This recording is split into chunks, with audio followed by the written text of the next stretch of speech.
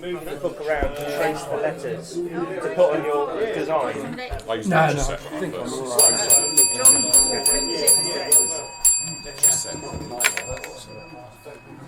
Good morning, everybody. Good morning, Mister.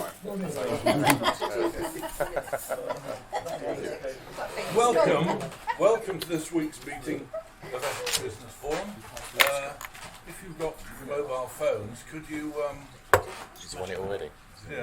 do something with it to stop them making noises? Might needs that. Why did you Right, ask me? Because Jane said she wants to win it again. Right, Just give it to her. let's start the meeting. I'm Aidan Squire, as you know. I'm the meeting chairman. It's my job to get you through the agenda, or get myself through the agenda. In that, I'm ably supported by the leadership team, or such as are here. Could you be upstanding and introduce yourselves, please? Good morning, I'm Brian, Social Secretary. Good morning, everybody. I'm Terry, and I deal with recruitment and also membership matters. And today I'm standing in for Scott as the secretary, dealing with facts, finances, and something else. Thank you, Tim. Live place. Thank you. There's another one, isn't there? And finally, I suppose I've introduced myself as the chairman of the meeting, but I'm also standing in for Ben as Education and Development Officer, so you'll be hearing from me on that as well. Thank you. You may be seated. Thank you very much.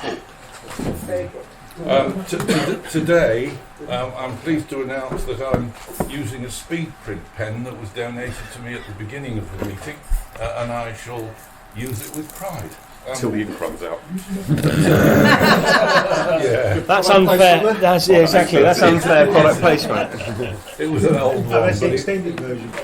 Right, let's get on with the meeting itself. First of all is the Performance League, and Terry and his stand-in guys will tell you about it. Thank you very much. I should just stand up, not bother sitting down. Yeah, morning again, everybody. On behalf of Scott, got some facts and figures for you.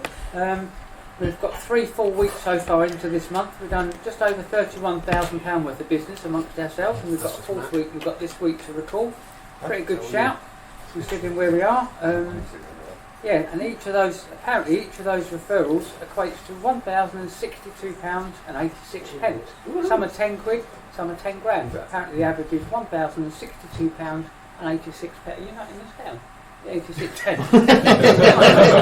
It's being recorded. The pen doesn't work. Thanks, Toby. So yeah, I'll pass around these stats. You can see where you're at in terms of leadership. In terms of the leaderboard, so after 3 weeks, we've got Matt Barry, 229 points.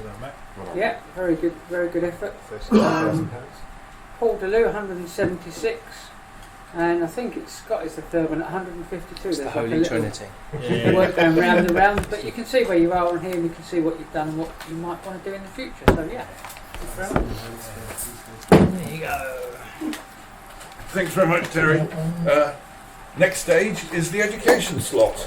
And I'm pleased to say I'm not doing it, but it's Vince. Vince, educator. You're welcome, everyone. Let me make sure I've got a good close-up. Right. Oh, yeah. Right. The back of his head. Good morning, everyone. We're going to talk about in how to listen out for referral keywords this week. So one thing we should all train our ears for when we're listening to Members 60 Seconds is keywords. What I mean specifically is the line, who do you know? So as a presenter, if you don't ask, you don't get. And you never know who knows who in a networking group, because that is essentially what networking is. It's a network. We're a group of around 28 members. If we all know 10 people, the net has immediately widened to 280 possible people that could be potential new clients. And just think about who those 280 people know. That's your networking for you. So don't take it for granted your request, however specific, will go unnoticed. So here's a good example. A couple of months back, Neil specifically mentioned in his 60 seconds, who do you know who works for a TV production company? That would be a great referral. Well, it just so happened I do know a young lady who works for a TV production company, an old school friend of my daughter who's with Talkback and Studio Ramsey. So my ears pricked up, I made a note, and later that day I sent Abigail this email. Dear Abby, I have a colleague who runs an event catering company who'd like the opportunity to discuss working with you on a league of their own. Would you be happy to take this call? A little later came the response, "Of course, Vincent, happy to help. Please let me have his details. Actually, I have a job to pass to him now, which will hopefully mean lots of future work for him too." Bingo! Bingo. House. Bingo. Thank you. House. Clubhouse. So that's a success story, just from an innocuous request from an innocuous member. No, you can also take it further than that. Do you know David Gallman, who's the Marketing Executive Director at Galliard Homes? You can't get more specific than that. But yes, I do. He's one of my best friends. Before I finish, this is a terrible example of a bad networker. Another group, BNI, I once asked if anyone knew a practice manager at a dental surgery, as that would be a good referral. At the referral round, a member, whose name we won't mention, Tom Jennings, stood up and said, "I think there's a dentist in Loughton near Zizi's Pizzas. Why don't you try there?" Cheers for that amazing introduction. As the great Shaw Taylor used to say, obviously you youngsters won't remember this, but keep me peeled.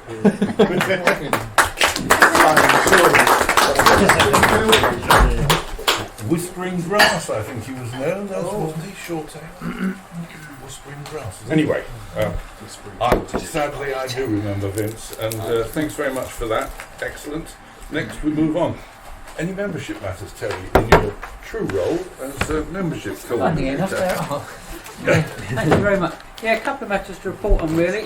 One, quite big significance over there in the corner to those guys. Dean, a long-standing member, Dean has been a member 8 or 9 years, I think he was telling me, has decided not to renew just purely because he's just had enough of it. He's been working hard, getting up early for the last 8 or 9 years, and he's always going to miss the practice. He's still in touch with them on their WhatsApp Naughty Corner group, but he's not going to be rejoining, which is a bit sad. But listen up, look out for a new estate agent stroke letting agent.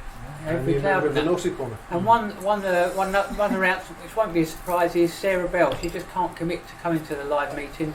She's hoping if we do a once a month Zoom meeting, which is in the offering, that she'd be able to do that, and she'd like to do it. She wants to stay in touch with us all, but it's because of what she does, going to schools and in the morning, she just can't attend the meeting, which is a bit of a shame, but there are. But she's she's going to stay in touch. If we do a once a month Zoom meeting, which is the plan, she wants to join it because she's got some good contacts here, not least herself, of course. So yeah, those are the membership matters. Thanks, Terry. The business card box. Members are entitled to have their business cards in here. I'm going to pass it round. Make sure that you're adequately represented and take any cards that you might need for making referrals. Business cards are good, and when you use them up, you can ask Vince to do you some more. Right. As the business card box whizzes round, we approach the 60-second round. A couple of things to mention unusual. We're having a Q&A today because William isn't with us. So keep your ears open. All you have to do when you listen to everybody's 60 seconds is to think of one question for one person. And if we all do that, we'll have a lively session. Halloween theme this week, at Toby's request. And he's put the makeup on as well, the horror makeup. So Halloween and how it might affect your business is the theme. Because after the 2066, it's still funny. Mike won the Oscar last week. He's just finished polishing it and is therefore ready to award it. He will be awarding it. He'll be awarding it at the end of the round when he's assessed what everybody has said. So that's without more ado. Let's get on with it. The first up is Richard. Isn't me? No, it's Sit it's down, mine Richard. because you've got to listen. I can sit and judge. Yeah, go on, sure go. You've got to go first, Richard. Stay where you are. Mike, yes, let's make it as easy for you as possible. You're off. And it lets me get my terrible Halloween part out of the way before it gets too old. So. Morning everyone, let me tell you a short scary tale. We all have our fears and the things we most dread. We all have the thoughts that stop us sleeping in bed. Kids dream of monsters whose cries they do hear. At Blackwater Media, I dream of forgetting all my gear. I run back upstairs that just become more stairs. I grab all my bags, my tripods and wares. I drive many hours and pull up on site. I open my boot, but it's empty tonight. I know that I checked my hard drive was packed. I've been here before, my nerves have been racked. But there in its holder is nothing but air. At Blackwater Media, that's my despair. I fear not ghosts or ghouls of the dark, but power cuts that make me call Alan the Spark. But at Blackwater Media, I've learnt what to do. I pack the night before, I make a checklist that I run over quickly in the morning so I know I've got everything that I need, and I bring batteries in case the power goes down. So that's why you should call me for any video production needs you or your business may have. Very good. Thank you. Hey. Richard, sorry to get you up twice, but there you go. Right. Morning, everyone. Thanks for reading. Questions, so travel into. You think Halloween, you think of horror stories, it's work related. See, if I think of Halloween and horror stories and work related things, I can only think of Kurt Coastal. I've had 18 months of sheer horror. Cancellations, rebookings, cancelling them, rescheduling them, refunds, etc. etc. And I think it was roughly 18 months between my last earning and earning something in this month, actually, from March last year to this. Yeah, so we turned the corner, see its business coming in, which is good.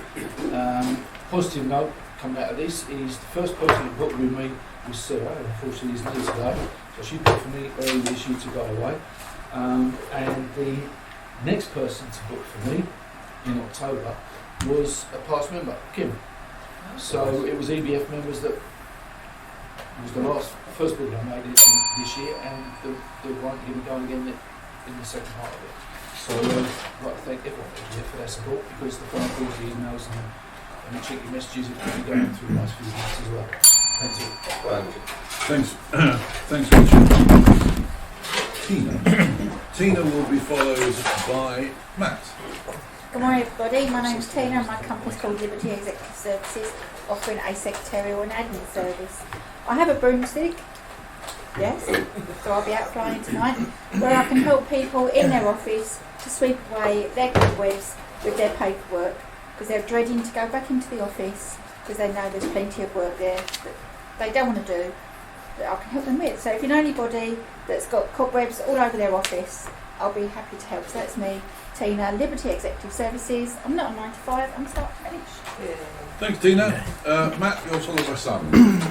Good morning, everyone. Matt from Blue Seraph. I don't believe in ghouls and ghosts, but I do believe in Christmas. Oh, God. So it is coming up for the beginning of November. Let's think about some really creative, great ideas to communicate to your clients. Yes, you can get printed cards, but you could do something digitally. You could do some fun campaign over social media. So if you're thinking about what to do to communicate messages to your clients, both on and offline, then please do get in touch with us. We're starting to get requests in, and it's going to get sort of busy, so you need to start thinking about it. So forget about ghouls and ghosts, think about Christmas. That's Matt Barry, Blue Seraph. Very good. Thanks, Matt. Simon, you're followed by Terry. Good morning, Simon from the Greenhouse, Brentwood, indoor plant specialist. Right, 3 things this week. Thank you very much, everybody, for buying those spider plants last week. You raised £85 just between you guys at 6:30 in the morning. So that went straight to Snap, and then the remaining plants went to them. The other good news from this week is the Brentwood Showcase. Annie and I were there, so was Matt and a few other people we know. And we won for the best looking stand. Obviously that's staff, that's why Matt didn't win on his. But no, the actual stand itself, which is obviously being all the plants we've got, was great. And 7-month pregnant Annie won a bottle of champagne, so that was a complete waste of time. Right, quickly then, scary moment, very simple. Me, yesterday, when a customer came in with a Z plant, and she went, I've just bought this Z plant from Wix, and I wondered if you could give me some advice on how to look after it. Yeah, well, I told her where she could put it. So that's me. That's Simon from the Greenhouse. If you want advice on a plant, buy it from us. Thank you, Simon. Terry, you're followed by Jen. Yeah, morning again, everybody. Terry Rayleigh from TM Law Solicitors. Nightmare. I thought I was having a nightmare this week. It was Monday, and after the conversation took place, I realised actually I wasn't. It was real. Client had sent me a debt recovery, sent me over, emailed me very, very carefully, 6 invoices, owed and outstanding, quite a few quid, about 42 grand all in total. So I was delighted initially when I saw the email came in, and then I started reading the email and I noticed that 5 out of the 6 didn't have the full legal name of the client and no address. One of them had something called O&K. Anyone know O&K who owes money? Another one, Fog Fan. And then there was just this ongoing list of just random names with no addresses and no other detail. So I contacted the client and he was surprised that I needed to know all this information. So then I came out of my nightmare, woke up and said he needs to get his act together. Terry Malian, TM Law. Thanks, Terry. Jane, you're followed by Colin. Thank you. So, whom it may concern. Thank you. Hello, broommates. It's Jane Malian from the English Cream Tea Company here, a boutique business found on Google, where you can't order deviled eggs or spare ribs, but you can order our delicious food hampers and gifts that get sent with your gift messages, not horoscopes. Thank you. We send to mainland UK, but not the Dead Sea. They can be sent with lots of booze and clotted cream, not ice cream. You provide the bone china, we'll provide the afternoon tea. And we use couriers with vans, not scare planes, nor skelicopters, not even blood vessels. And when you take into account the top-class ingredients and man-hours that go into every gift, even our prices aren't scary. Jane Malian from the English Cream Tea Company.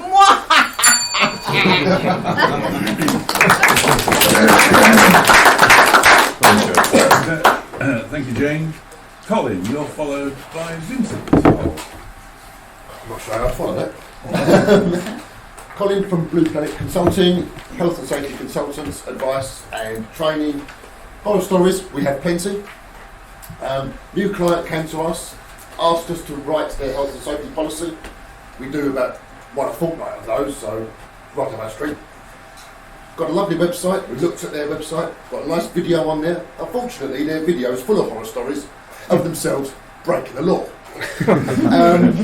Multiple breaches of regulation. HSC prosecutes before you've had an accident.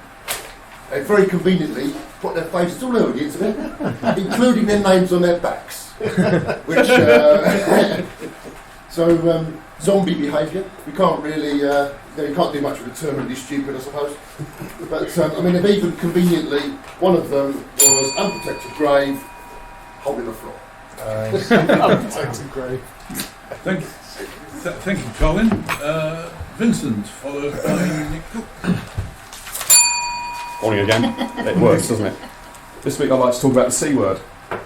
Which C word am I referring to, I hear you ask? Is it crunchy? No. Cousin? No. Is it cackle, crying, corticosteroids, cream, crowed, cowbell or candle? No. Perhaps it's caustic, crumble, curtains, clangor, corn on the cob or cuddle? It isn't. I could go on, but without risking being even more irritating than you already think I am, I'll just go ahead and tell you. Well, it's 2 C words, actually. It's Christmas and it's cards. Yes. Look at that. See, Christmas card time. We print them, and it's a great way of saying thank you to your clients, your customers, your cousins, and your carers, if you have any. Right. Our Christmas cards have a luxurious gloss laminated finish and are supplied with envelopes. Minimum of 25 cards in a choice of site this season's greetings. Merry Christmas to one and all. Thank you, Vincent. Thanks. Nick Cook, followed by Toby. Well, good morning, as you know, I'm a structural engineer. I was carrying out a structural inspection on a lovely old Edwardian house during the week, and it got to the time where I had to go look at the roof space. I said to the old boy who lived there, "Have you got loft ladder? Is there any lights up there?" He said, "No, I've lived here for 50 years, never been up there." Stop me if you've heard this before. Anyway, it wasn't a problem. I carry a set of ladders in my car and I've got a decent torch. I cracked open the loft lid, and sure enough, I heard the scurrying of tiny feet and the flapping of wings. And there it was, in the corner. Remains of a person with a... I'm not telling this terribly well. It sounded good this morning. They bought a pile of old bones and there was a T-shirt wrapped around them saying, winner of the Billericay and Brentwood Halloween Hide and Seek Championship. Anyway, whilst I was up there, I looked at the roof as well. There was no problems with the timbers, and I didn't mention the body parts in my report. Very good. Thank you, Nick. Yes, we have it. Toby, who will be followed by Alan. So, as somebody suggested, Halloween theme this week. I thought I'd write one. So I thought I'd talk about the fears that I've discovered a lot of business owners have, or potential business owners have, fears that hold them back from having a successful business. You've got fear of failure, fear of success, strangely enough. People worry about how they'll handle a growing business, fear of taking a risk, fear of not being taken seriously, fear of not attracting clients, fear of letting their family down, maybe losing the roof over their heads, fear of not being seen as a success by friends and peers, fear of not knowing where to start, fear of employing people, fear of overwhelm, fear of being seen as an imposter, fear of not handling the stress, and loads more besides. But just about all of those fears can be counteracted by just three things. Having an absolute crystal clear vision of what they want their business to do for them and the lifestyle they want it to create, reverse engineering that vision into a clear plan of action with milestones, strategies, review points, and having a good team of go-to people around them, including, of course, a good business mentor. So business doesn't have to be a nightmare. With the right vision, planning and execution, it can be an absolute scream. Toby Acton, helping business owners get over their fears and get wealthy faster. Toby, that was brilliant, if only the amount that you got through in 60 seconds. Alan Moller is next, and he is followed by the first of the nautical, Howard Buller. Hi, morning all. Alan here from Paper Plan, your local registered electrician. And things are hopefully getting towards the end of moving out of the place in South End. Yet to exchange the contracts, but things are getting fairly close now. So as long as all parties stick to their word, then things will be looking good. So workload wise, I'm just going to be looking for the small on the way home jobs now. So got a little job to look at with signing up for the meeting, and that's it. On the Halloween side of things, that's me signing off, where you won't be kicked in the financial ghoulies. So, cheers. Thank you very much, Alan. Very good. Howard, followed by Brian. Morning everyone. Morning. Howard Burke from Clear Financial Advice, independent financial advisors. After Toby's brilliant suggestion for a theme of 60 seconds, I've been trying to think of all those stories that were petrifying at the time, but hilariously funny now. And I've got nothing. I've been really racking my brains and.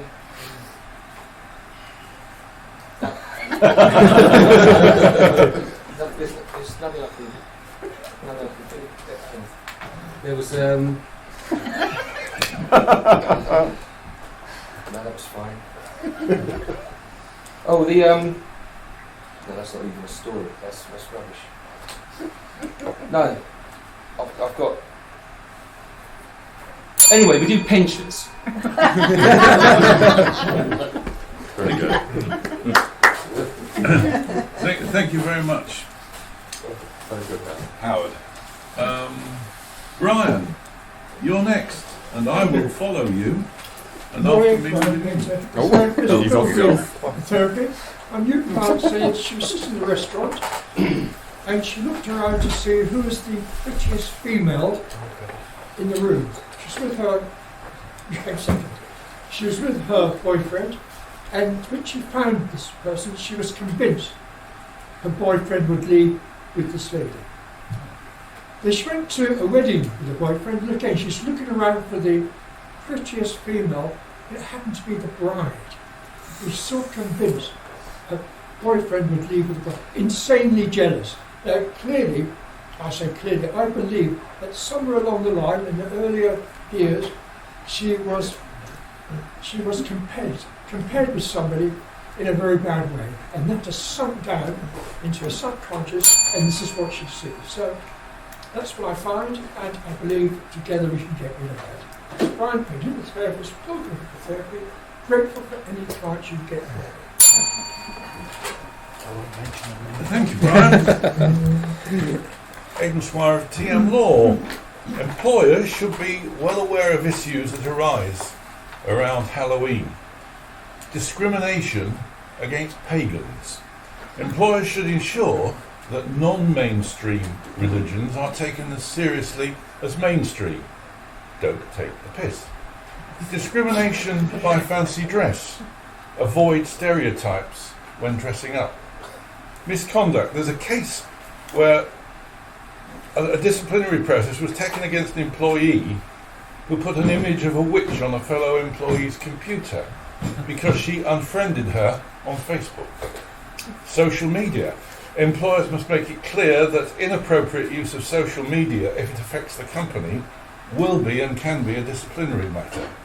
And finally, absence arising from hangovers following disciplinary, following Halloween celebrations and a hangover. That is what employers must be aware of. That's me, Aidan Swire from TM Law. And Neil, you're next, followed by Paul.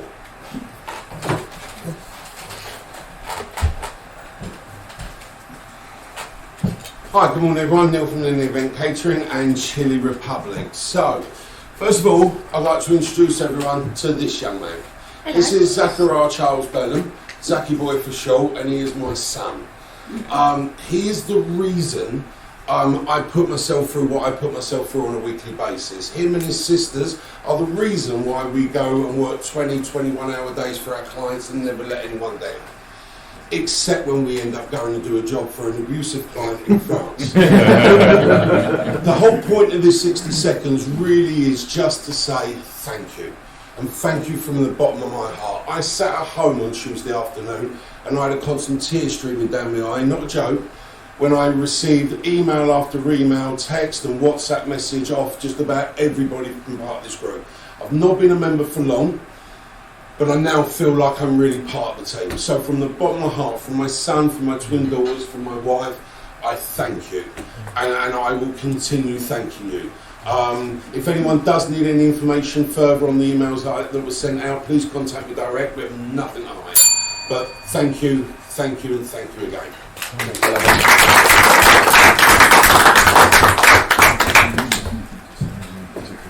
Sorry, beg your pardon. Next person up, last person up, unless I've missed anybody out because they didn't put their name down yet, is Paul. Yeah, morning, Paul Booth from Booth & Co, Chartered Certified Accountants based in Brentwood. Nothing scary from yesterday's budget, surprisingly. But one thing that's going to happen, we know it's going to happen certainly, increases in capital gains tax rates.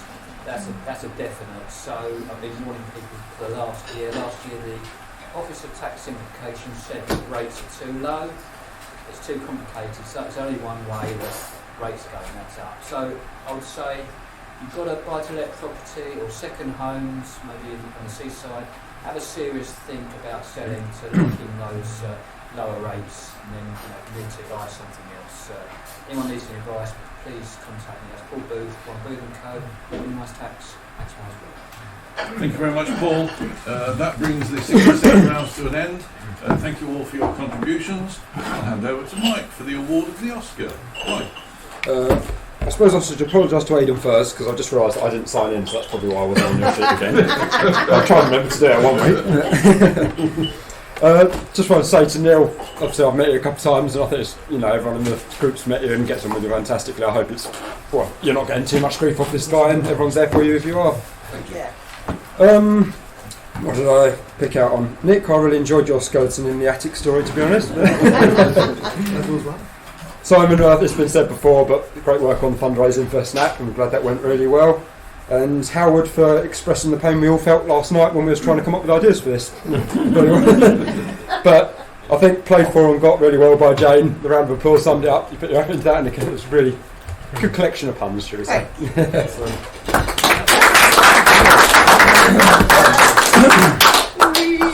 are the James Austin.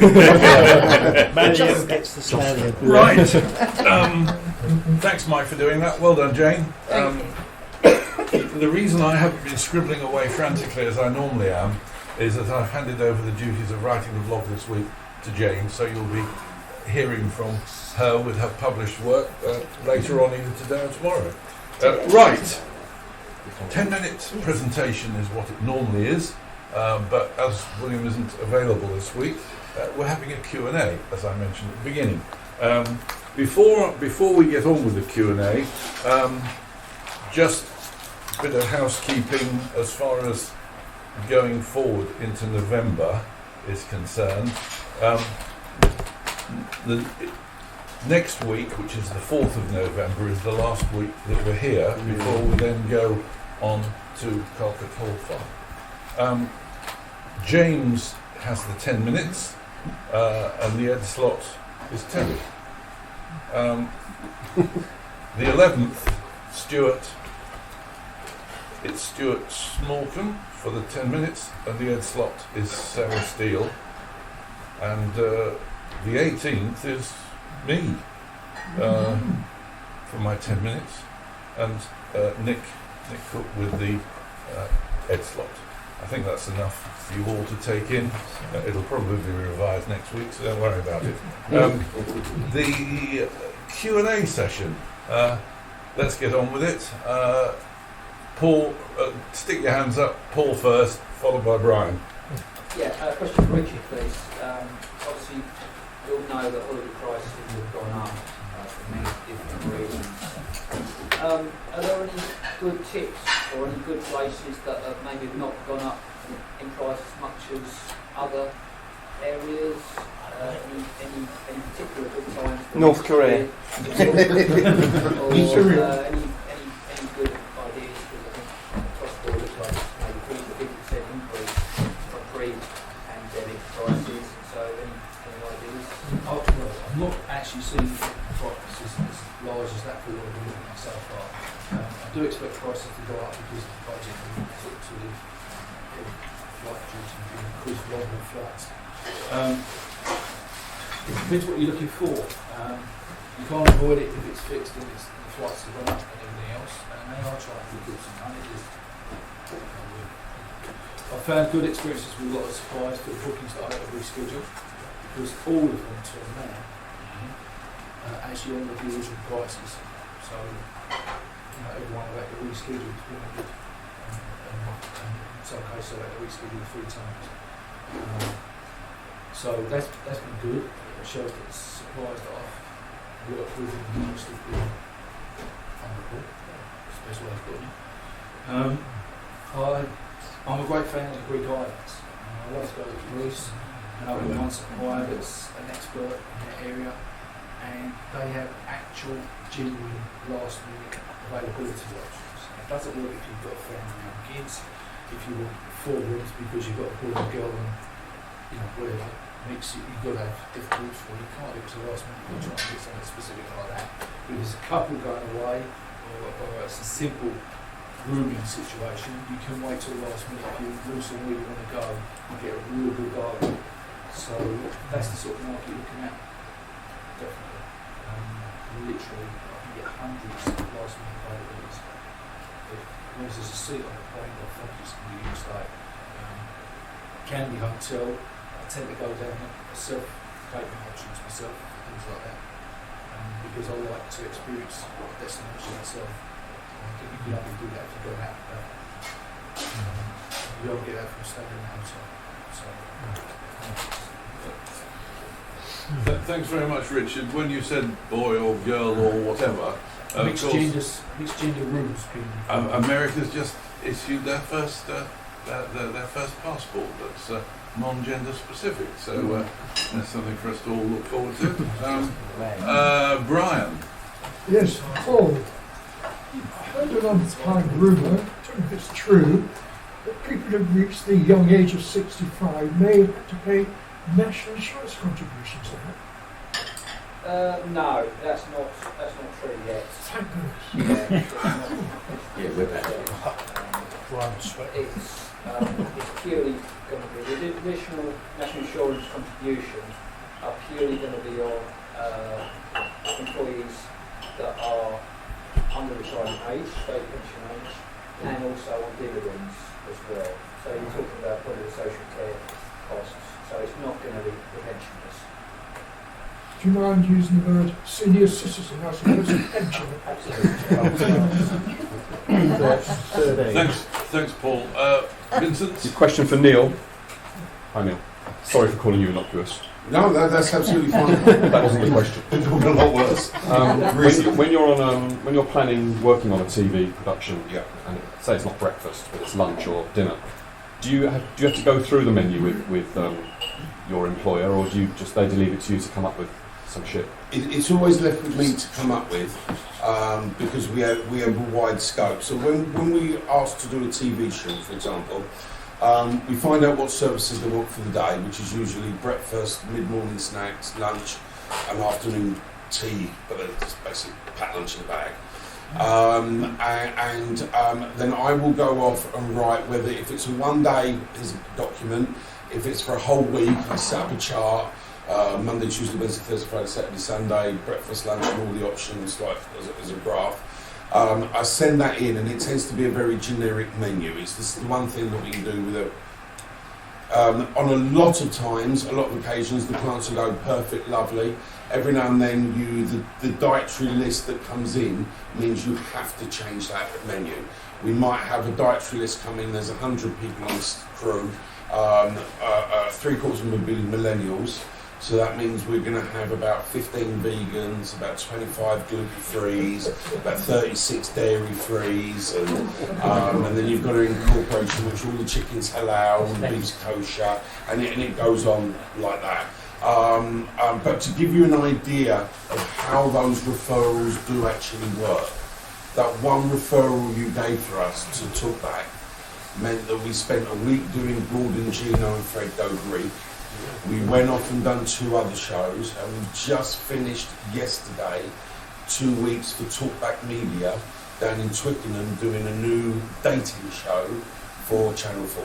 You should do a thank you for the money. I reckon. It's top of the league. Just in Talkback alone this year, we've exceeded 12k in takings this year alone. Mark that down, not please. one mention. It does work. Brilliant. Excellent. Yeah, thanks, Neil. Are you worried about the fact that shooting might mean something different? When you're on the set? No. Too soon. Very good. Very good. I kept the Crown Street jokes out as well. This is Simon. Yeah, this is for Terry. Right, situation, and this is just something your firm can deal with. So, ground floor flat. Bathroom has been flooded by the flat above's bathroom, so they're all up in a row. The management agent has obviously written to both the management company and the landlord above. I had a lovely phone call from him yesterday saying, you can shove any money that you want from me, it's not my fault, your land, you should just claim off your insurance, it's not me, I was not the one who flooded it.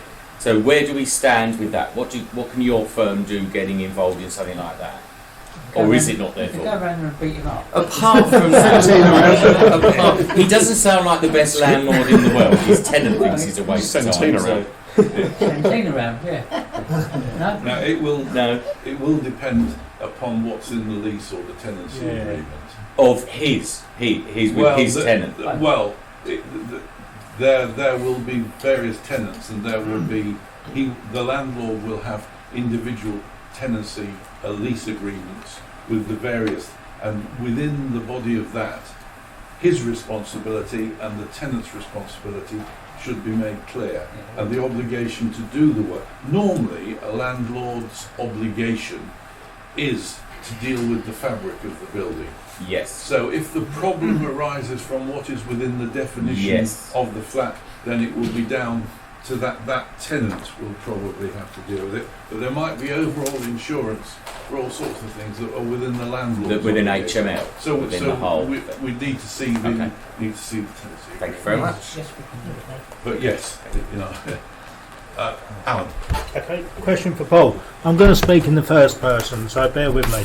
Right, as a non-registered one-man band, can I also set up a company in whatever sort of format that would more likely be VAT registered and keep the non-registered sole tradership going at the same time? Yeah, what you're talking about is artificial disaggregation of a business for VAT purposes. Okay. So, you can't do that. There's an HMRC manual that could prevent that sort of thing. So it's typically, if you're a business that you want to split the domestic out into non-VAT registered, and keep the VAT registered for commercial. Yeah, there are specific rules. It's not saying it's not impossible. Okay. But you've got to engineer it so that the general public see it's two separate businesses, totally separately owned with their own different identities. Each business must have its own insurance, lots of things like that. So totally different identities. It is possible, but it's very difficult. You do have duplication costs, so sometimes it's not worth doing that. I see. But there is definite HMRC legislation which prevents that. Right, okay. So And for 150 quid, Paul sorts it. Your jobs are good. Thank you. The Cayman Islands. Terry. Colin, just a quick question. You know your consultant at your client. Do you work on a one-off basis? So like you described that thing you're doing today, or do you work on a retainer? How do you operate? Or both, or is it? Basically, anything. We have done some work on a retainer. We don't generally like a retainer basis because what tends to happen is people put us on a retainer, then they forget to use us. So we end up invoicing for stuff we haven't done no work. I'm a bit confused. And then we have had people come back to us afterwards, and then they sort of say, well, you were doing all of this, and then they've used our name, and we've not actually done anything for them, and they've kind of taken our name and used it unfairly. So we do jobs on a lump sum fixed price. Mainly our big projects where we'll agree a fee, and if it goes over, that we just take that on the chin. That's not a problem. Or we do hourly rates, day rates, whatever. Right, thank you. Neil? Yeah, I've got a serious question for Richard and a curiosity question for Brian. So, Richard, no, it's not a serious one. Richard, if I want to go on holiday, and obviously you've got to check out what the airport things are. This is keeping in the good business where she thinks we're on holiday. If I'm going on holiday to, say, Spain, Malaga, and I can check out easily what the restrictions are at the airport going out, how do we find out what the situation is with the international airports coming home? Yeah, because every airport, every country's got their own rules. If you look at the FCO website, it will give you details of both destination and the return situation. You can check it. If you book with me, I'll monitor the situation, and that's giving you most of that at the moment, because most people are worried about ticking all the right boxes, filling the right form. So that is the point of it. We issue that people and get things done. But yeah, and the thing that worries people most is it's a moving situation. It's not just our government making the rules, it's theirs as well. It's the nation. It's making changes. So it's essential to keep an eye on both. You need to keep an eye on both. And my curiosity question, Brian, Sure. because I don't want to divulge on client confidentiality. Do you remember the guy who got caught out while he was at a party and his wife ran? Did you manage to fix it? Did you manage to fix it? It's been bugging me for months. I just wanted to know. I don't want to use the term, did you get away with it? But I mean, did she take him back? She did. And did you fix him? Well, he said that he was wandering out. He was not wandering, but I had my doubts. What have you been up to, Neil? Sorry? What have you been up to? It was the most amazing story about the guy went out with two friends, went out to a party.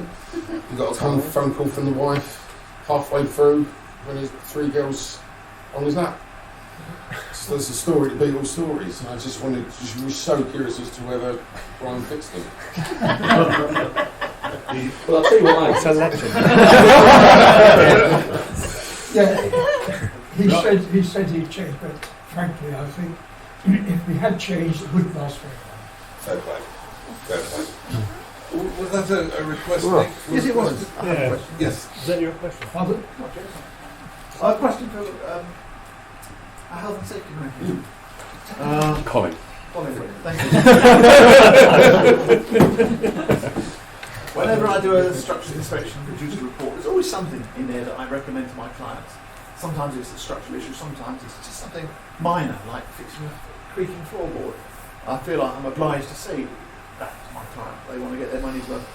What responsibility is on my shoulders when I say to the client, you need to get this fixed, you need to use a competent contractor to do it?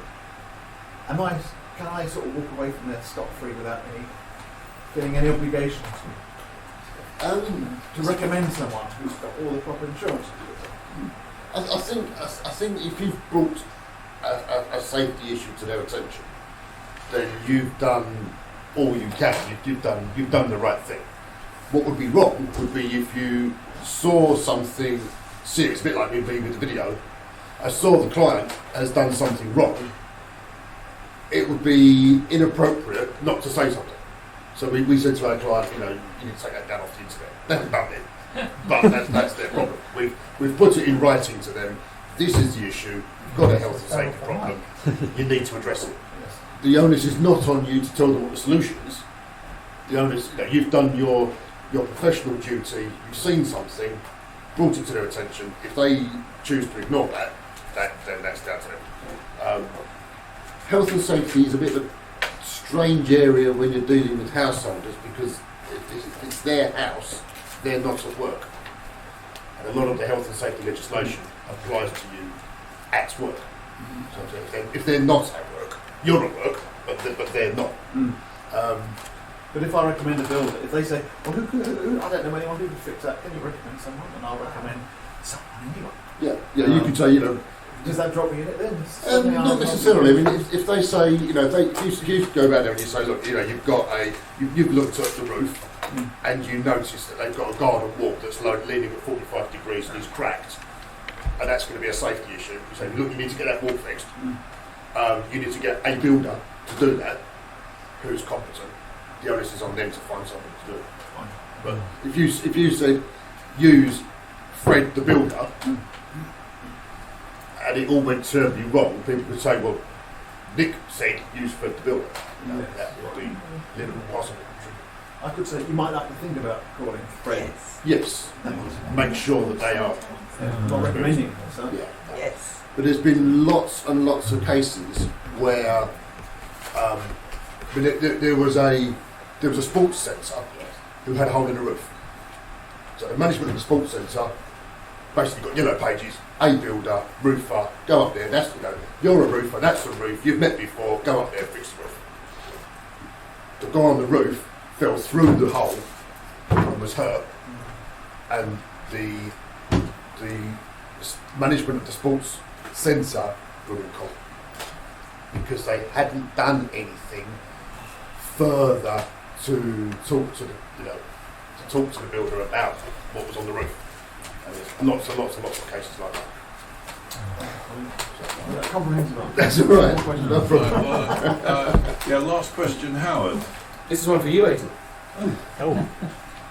Sorry. So I'm advising the executors of an estate with regards to a bereaved miners trust. So we're going to place the money into the investment. Yeah. All the paperwork's been signed by the executors. All we're waiting for is the solicitor to write a cheque and send the money over to Prudential. So we're going on for ages. Solicitors just dragging their feet. Unbeknownst to me, the solicitor advised the executor or raised concerns about what I've advised, made loads of unfounded allegations and whatnot, and advised the executors to speak to another IFA. Fortunately, I know this other IFA, unbeknownst to the solicitor, and the other IFA say, I know how this good guy crack on. But is it okay for that solicitor to do that under like a duty of care or concern over what's going on? Or have they overstepped their mark because they're not qualified to make those observations? Yeah, I have to say I'd run a mile from giving independent financial advice to trustees, which is what he's effectively trying to do.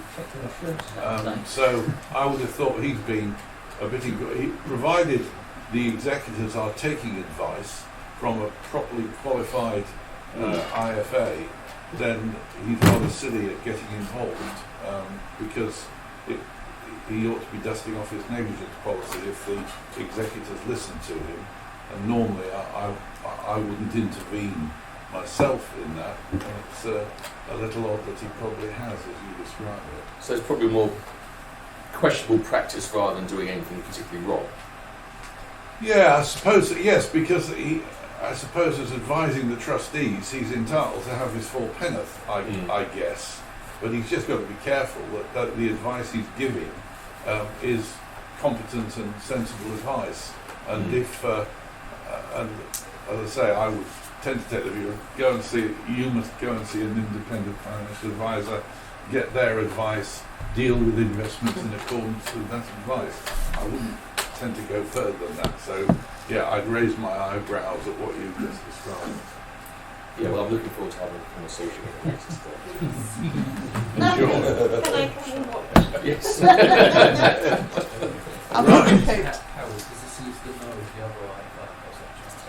Oh yeah, yeah. But fortunately, I'm going to assist the IFA, and I know each other quite well. It sounds like he's just trying to push a particular IFA the way of the trustees. I think so. That's probably what it is, isn't it? But yeah, thanks Howard for that. Right, I think that's the end of our Q&A session. Excellent. Thank you all for your contributions. Really, really useful. And as always, it makes a change from 10-minute presentations. And that leads us into the reason I let it run for longer than 10 minutes. We haven't reached 8 o'clock yet because there's fewer of us here, 17 in fact. So we're in good time. So I thought I'd let it run a bit longer. Let's move on. And the moving on is referrals and testimonials round. If we could start at that end of the table, start with Neil. Work round. Somebody volunteer as that's it. Right, Neil, you start, and we'll work round like this. Nice and simple, no referrals, because I've been so swamped under. I barely had my head above the parapet, but that will change. One-to-ones, I'm starting today. So Simon, Warnanny, I'm a-coming. Yeah.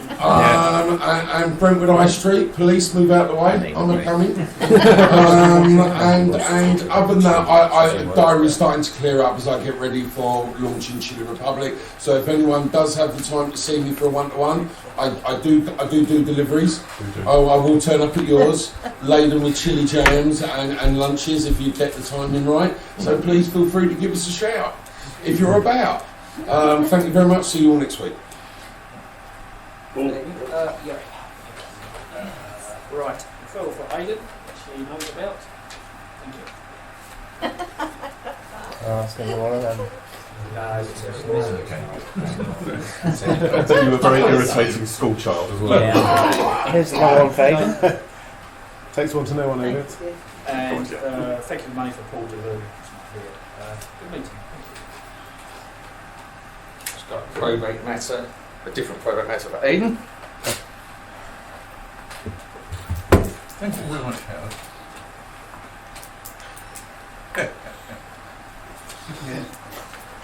We'll regard it as half a referral each then, will we? Fight it out between yourselves. Thanks very much. We only found out this morning.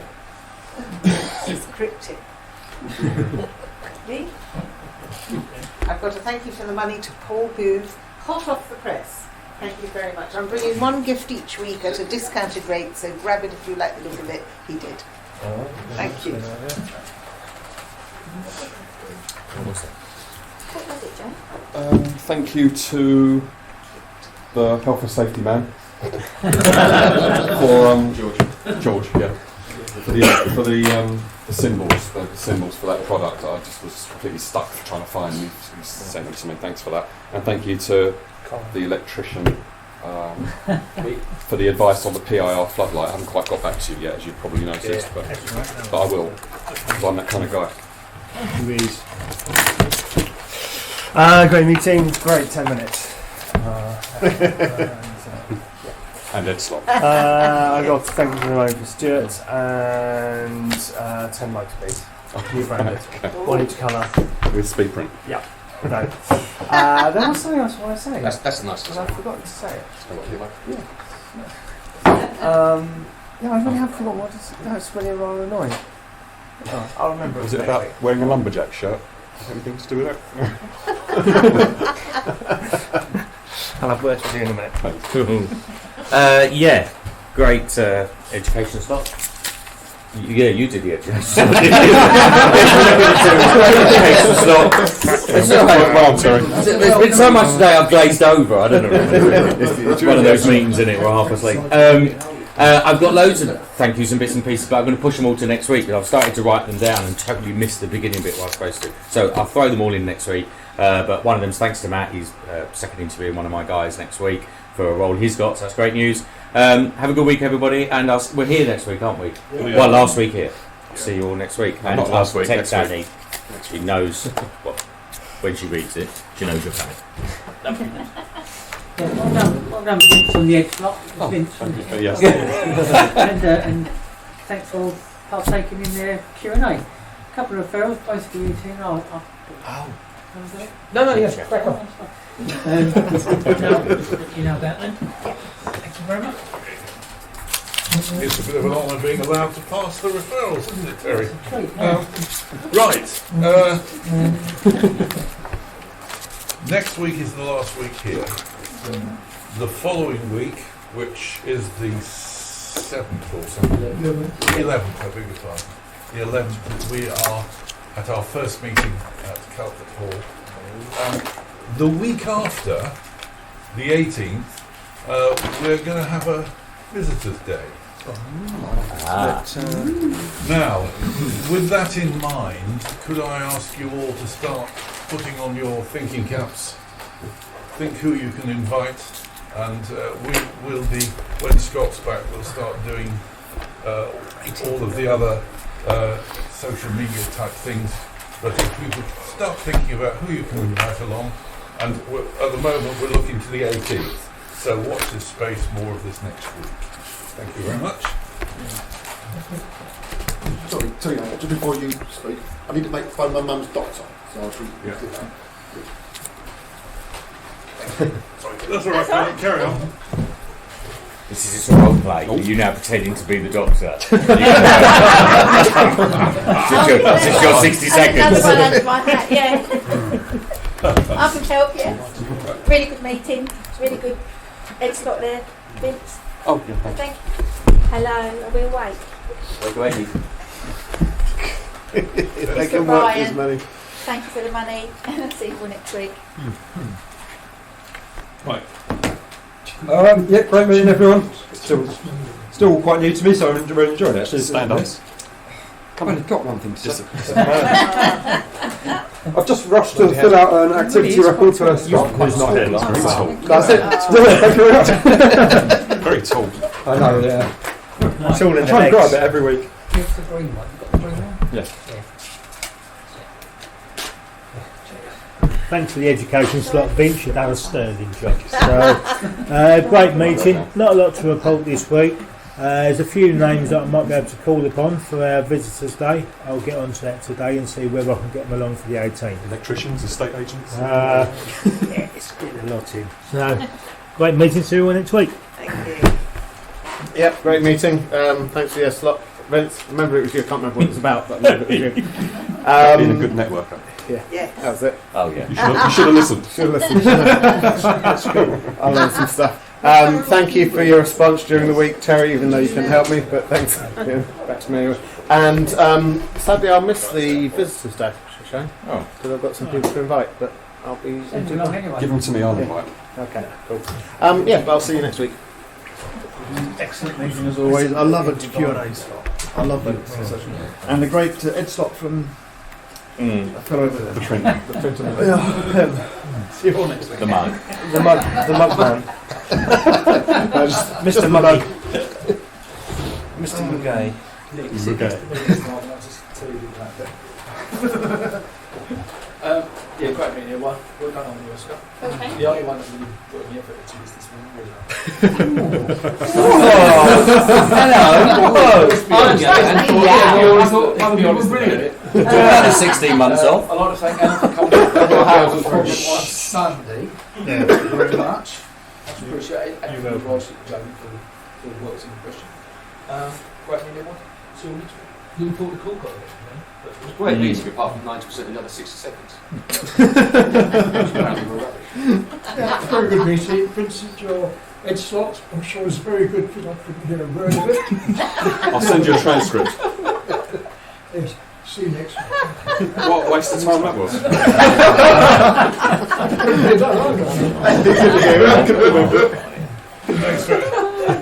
Buy yourself some new batteries. Right. It's too heavy. Thank you all very much for the meetings thus far. Excellent. Howard, thanks for doing the running. And as we near the end of the meeting, it's really good. It's just gone 8 o'clock. Before we go, has anybody got the announcements that they want to make to the meeting? Richard. This is a surprise. Go on. It's not back, isn't it, really? Yeah. I've been told that I'm taking over the BBC again by this person next to me who doesn't want it. So I'll be letting you know about business consumer meetings in the future. Thank you. And it will be moving back to Monday. Yeah. Just visited about that actually. But, I'll make a call on the Monday straight Tuesday. Right, okay, that's good. Anybody else? I've got a question. Yes. No, about the Visitors' Day, just because we're all going to do it now, aren't we? I take it on that Visitors' Day there could be more than one estate agent, more than one electrician. That's the free for all. And then they go out and have a fight in the car park. No, not in the car park, in the room. They call it a stack day, don't they? Inside the Fine. Yes, no, I mean... Stack day. You invite everyone invites to stay. The more the Can we also bring in people that we've already got in the group? So. Yeah, I'll bring in Alan. I'm going to bring that New electrician. Right. With that in mind, I will close the meeting. Thank you all for your attendance. Look forward to seeing you all next week. I'm